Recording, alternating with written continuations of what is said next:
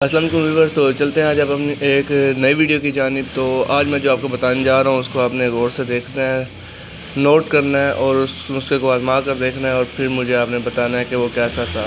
तो सबसे पहले मैं रिक्वेस्ट करूँगा सबसे कि अगर आप मेरे चैनल पर नए हैं तो बी फॉर बर्ड्स इन्फो मेरा चैनल है, इसको सब्सक्राइब करें, शेयर करें और कमेंट्स बॉक्स में अपनी राय का इज़हार ज़रूर दें ताकि आपकी राय के साथ ही मैं नेक्स्ट वीडियो में अच्छे नुस्खे लाता रहूँ।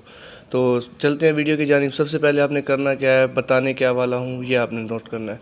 मैं बताने वाला हूँ आज जो मुर्गी ब्रीड नहीं करती, यानी क्रॉस तो करती है लेकिन अंडे नहीं देती, या अंडे नहीं देती क्रॉस भी नहीं करती। तो सबसे पहले आपने करना क्या है, उस मुर्गी के लिए आपने ले लेने 2 अंडे।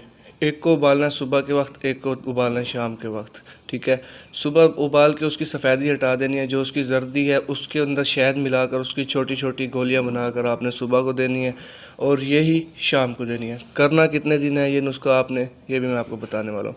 ये आप सुबह शाम देते रहेंगे, कम अज़ कम आपने इसको 4 से 5 दिन देना है।